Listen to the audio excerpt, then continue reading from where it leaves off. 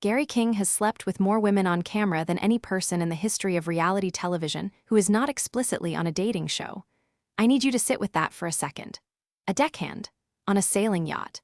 A man whose primary professional qualification is pulling ropes and not falling overboard. And he has, across multiple seasons of Below Deck Sailing Yacht, conducted a romantic life so prolific, so brazenly documented, so seemingly irresistible to his female co-workers that you have to either conclude he possesses some kind of supernatural charisma or that the conditions of the show itself. The confinement, the alcohol, the cameras, the absence of literally any other options have created a sexual ecosystem so distorted that Gary King became its apex predator by default. I think it's the second one. And I think that's the most interesting thing about Below Deck as a franchise, not what it reveals about yachting or wealth or service work, but what it reveals about what happens to human sexual and social behavior when you put 8 people on a boat with cameras in the crew mess, cameras in the hallways, cameras on the deck, and cameras pointed at the bunks where these people change clothes and sleep. Below Deck is a workplace show. It is also, and the show never acknowledges this, because acknowledging it would collapse the premise, a surveillance experiment with an open bar. Let me back up. For anyone who hasn't watched Below Deck, here is the premise. A luxury yacht, a real one, takes on charter guests for multi-day trips. The guests pay somewhere between $150,000 and $300,000 for a few days on the water. They are served by a crew consisting of a captain, a chief stewardess, stewardesses, a chef, a bosun, and deckhands. The crew lives on the boat. The guests live on the boat. Cameras are everywhere. The crew is young, attractive, and paid enough to show up but not enough to not need the exposure. The guests are rich, frequently drunk, and operating under the assumption that $250,000 entitles them to treat the staff like furniture that brings cocktails. That's the setup. And if you think I'm exaggerating the guest behavior, you haven't watched the show. Below Deck guests are, as a demographic category, the strongest argument against inherited wealth currently available on American television. They throw tantrums about pillow firmness. They sexually harass the stewardesses with a confidence that suggests they've never been told no by anyone who wasn't also on their payroll. They demand meals at 2 in the morning and then complain about the presentation. They get drunk and fall in the water and then blame the crew. One group of guests, and I promise I am not making this up, became furious because the chef wouldn't prepare a meal around their claim of having a shellfish allergy that they then demonstrated was fictional by eating shrimp the next day. Another guest tipped the entire crew $1,200 on a $200,000 charter, which is the yachting equivalent of leaving a nickel on the table at Denny's. But the guests are the sideshow. The guests cycle through. They appear for an episode or two, and then they're gone, back to whatever private equity firm or cosmetic surgery empire funds their lifestyle. The crew is the show. And the crew is where Below Deck becomes something genuinely strange, something that I don't think the producers fully understand they've created, which is a longitudinal study of what happens to interpersonal boundaries when privacy is structurally impossible. Here's the thing about the cameras on Below Deck that nobody talks about. The crew quarters on these yachts are tiny. The bunks are stacked. The bathrooms are shared, and the cameras are in these spaces. They are filming people getting dressed. They are filming people in their bunks at night. They are filming the physical intimacy of bodies in close quarters, not as a special event, not as a dramatic set piece, but as ambient content. The show normalizes the surveillance of its cast's private physical space so completely that the audience stops noticing it, which is exactly when it becomes interesting from a critical perspective. Because the cast stops noticing it too.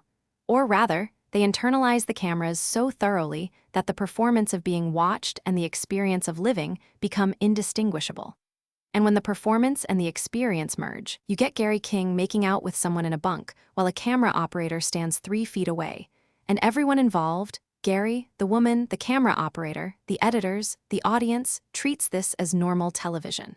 It is not normal. It is one of the most sophisticated voyeuristic apparatuses ever constructed for entertainment, and it works because it's wrapped in the language of a workplace docuseries. Nobody calls Below Deck voyeuristic, because voyeurism implies that the viewer is doing something illicit, and the framing of the show insists that you're watching a documentary about the yachting industry. You're not watching a documentary about the yachting industry. You're watching people who can't escape each other negotiate attraction, resentment, exhaustion, and alcohol in a space smaller than a studio apartment, while cameras record everything, including the moments they forget the cameras exist. Gary King thrives in this environment because Gary King is, fundamentally, a man who has no setting between zero and physical contact. Every woman who works on the boat with him eventually ends up in a situation where Gary is too close, too charming, too available, and too convenient. He's not threatening. That's important. He's not aggressive or predatory in the way that would trigger the show's liability protocols. He's just there, constantly, with that grin, in a confined space where there is nowhere to go that Gary isn't also going. And the women who fall for it, and they do, repeatedly, across multiple seasons, are not stupid.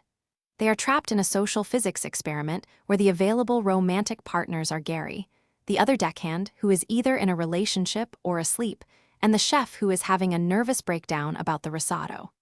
Gary wins by elimination. Gary wins because the boat is small, and the options are smaller, and the wine is free, and the cameras make everything feel like it matters more than it does. The show knows this. Bravo knows this. The producers structure the casting to maximize romantic entanglement.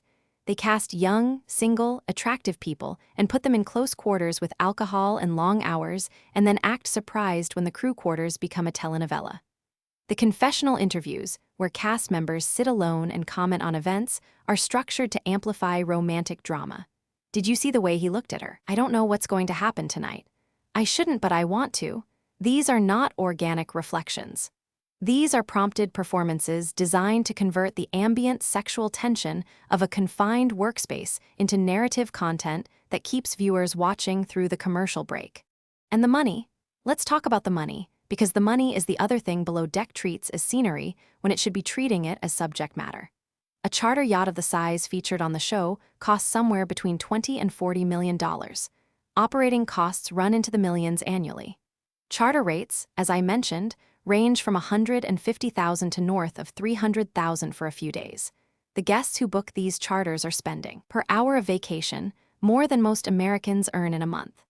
And they are spending it to be served by people who are earning roughly $3,000 to $5,000 per charter in base pay, plus tips, plus whatever exposure value being on a Bravo show has, which is a depreciating asset that approaches zero after your third season.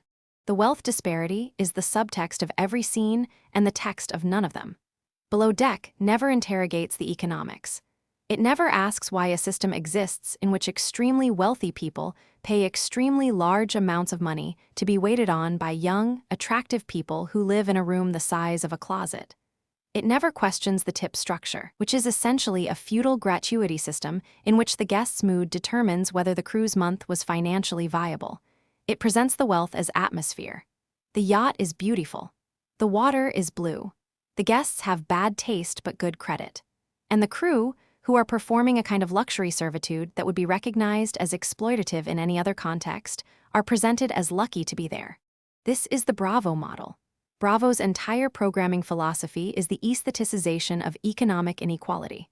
The Real Housewives franchise presents wealth as entertainment. Below Deck presents the service of wealth as entertainment.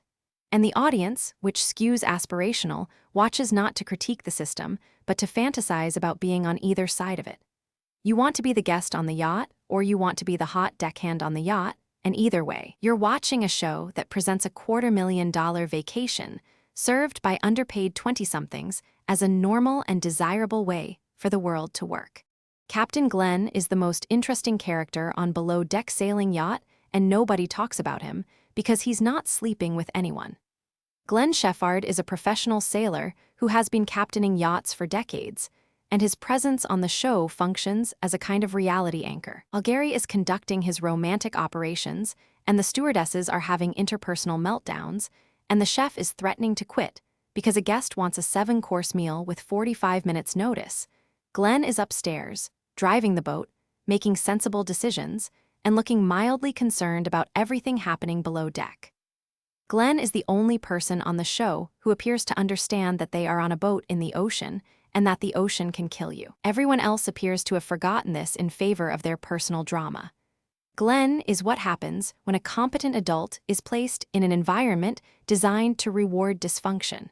The sailing element is what distinguishes Below Deck Sailing Yacht from its motor yacht siblings, and it is also the thing the show cares about least. Sailing is difficult. Sailing a 160-foot yacht requires skill, coordination, physical fitness, and an understanding of wind and water that takes years to develop. The show treats sailing sequences as B-roll between arguments.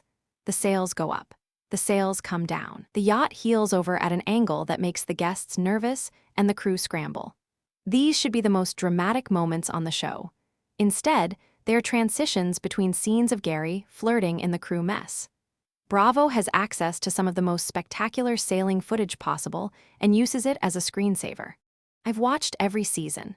I've watched Gary's romantic arc, if you can call a series of opportunistic entanglements an arc, from his initial appearance through his promotion to first officer.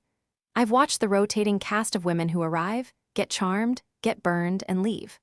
I've watched the guests behave with a level of entitlement that makes you question whether money is a mind-altering substance. And I keep watching. Everyone keeps watching. Because Below Deck, despite being a show that thinks it's about yachting and is actually about the surveillance of confined desire, is genuinely compelling television. Not because it's good. Because it's honest by accident.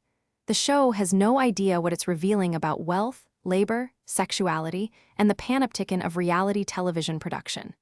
And that accidental honesty, the gap between what the show thinks it is and what it actually is, makes it one of the most culturally significant reality franchises on television. Gary King is not a romantic lead. Gary King is a case study, and the show that made him one is a document of something the producers never intended to document: what intimacy looks like when privacy doesn't exist.